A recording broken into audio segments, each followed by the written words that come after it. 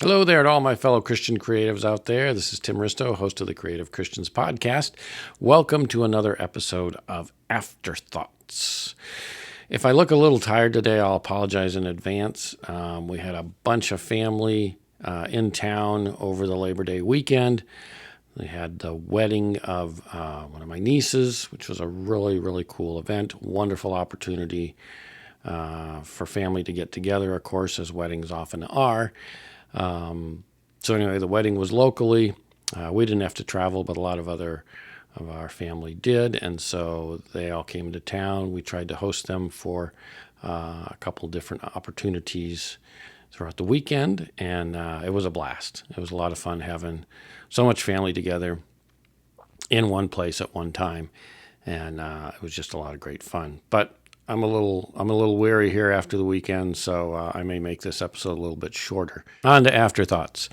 The first of my topic-based episodes of the Creative Christians Podcast, the episode titled Inspiration, has been out for about a week and a half now, and so I hope many of you have had the opportunity to check it out, listen to it, and reflect on it a little bit.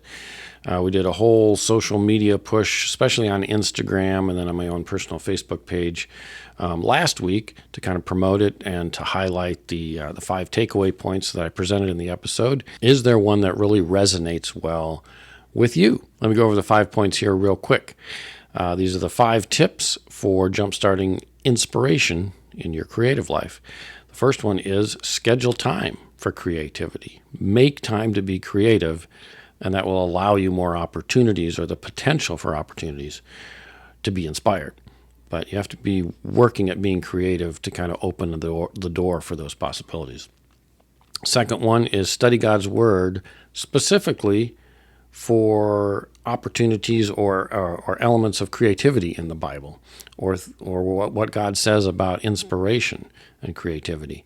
Look for those things, and that will open the door for the potential for inspiration in your life too. Anytime you're reading God's Word, you're going to probably find opportunities for inspiration, almost assuredly. Number 3, find a mentor. Look for somebody who's a Christian creative, fellow Christian creative, that you can ask to help mentor you in your own craft and faith life. That's just going to open the door for inspiration as well. Number 4 is study other creative works. Not just for entertainment or relaxation purposes. There's nothing wrong with that. I'm sure you're doing that already. But here I'm talking about studying other creative works, films, books, podcasts, whatever, that you will look at specifically to try and find sources for inspiration in your own creative work. So, maybe it's more of an artsy film that you watch as opposed to just an action film, or, whatever the case may be. But look for things that will inspire you in your own creative work and not just, consume them and use them as relaxation tools, but something that offers you an opportunity for inspiration. 5th one is study God's creation. God is the ultimate creative. Look at his wonderful creative works, and you're going to be inspired by things that he's created in the world, the universe, as you look up to the sky, in your fellow human beings who have their own unique stories. Get to know them, interact with people on a level where you're listening to their stories. Pay attention to how God is working in your own life and developing your own story. You can be inspired by how God works through others, but even works through your own life too. Look for sources of inspiration there. So those are the 5 takeaway points I presented in the inspiration episode of Creative Christians. Which one, has hit home the most for you? Or if you've listened to the episode and are just starting to implement some of these, which ones are you finding to be the most effective, or which ones are you gravitating towards first to try and attempt? And are you seeing any changes? Have you been inspired by any of them yet? So I'd love to hear your feedback on those takeaways and whether they're helpful for you, whether you're attempting to use them or whether you're just starting out. Let me know in the comments below how perhaps those takeaways are already being influential in inspiring you, perhaps. I would love to hear your stories about that. All right, second thing I wanted to bring up, and kind of the main thing for this particular episode, Afterthoughts, I want to talk about is the whole idea of inspiration versus persuasion. And this was actually brought to my attention by a comment from one of my mentors, my former video production professor at Concordia Lutheran College back in the day, Professor Philip Holy, who I had as a guest on this podcast a while back. He's a filmmaker and a film scholar, and he's a professor teaching in communications.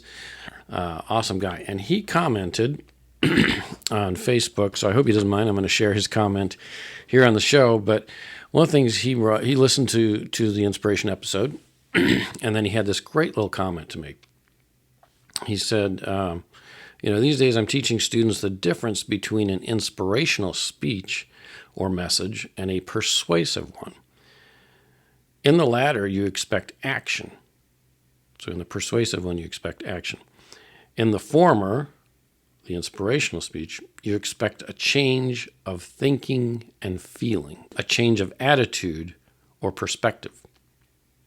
I think that it is that change of mind/heart that leads one to respond in some way to create. Thus, it can become persuasive, motivational. In essence, one cannot be persuasive without first evoking inspiration. And then he did go on later on to add, he said, let me add that coercion is the exception to the rule, which makes sense. But what I loved about his point here is that, one cannot be persuasive without first evoking inspiration.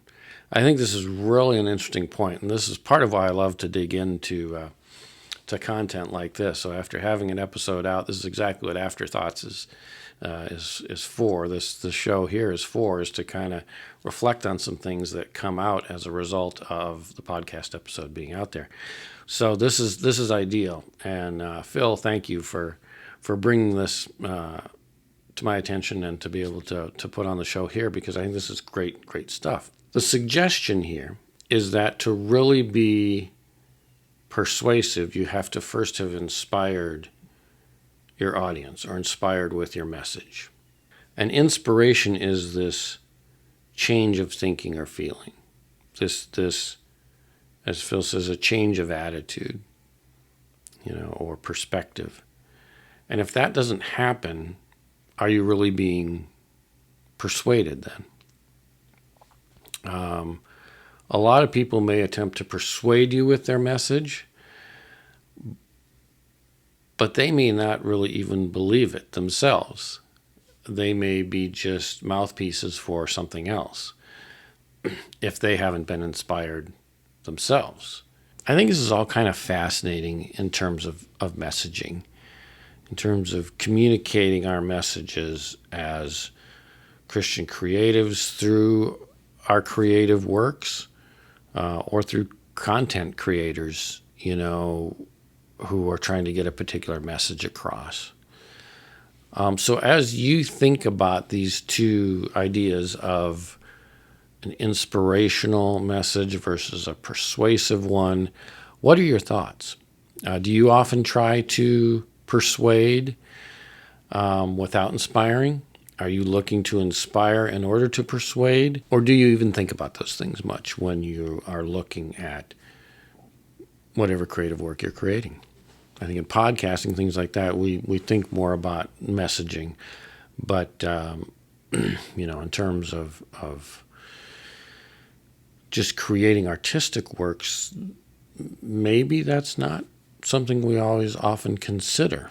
As Christian creatives, how important is it to really evaluate looking at being inspirational first and foremost, as opposed to just attempting to persuade with the works we create, with the content we produce? It's something interesting to consider and evaluate. And I'd love to hear your feedback on that too. When you are creating something, or if you're a content creator and you're developing a message, are you actively aware of trying to be inspiring? Are you actively aware of trying to persuade someone of something? How much do you think about those things? And what do you consider about that in the creativity and creative works that you do? I haven't dug into this too deep yet, since Phil left this comment, but I think it's really kind of interesting to dig into and think about and analyze a little bit more. So I'd love to hear your thoughts, your comments, your feedback on inspiration versus persuasion and how that plays into your creativity, your creative works, your content creation, and your messaging and the things you create as a Christian creative. Let me know your thoughts. Love to hear more about it. That's it for today. I'm going to rest up. Have a great day. Have a great week, and see you next time.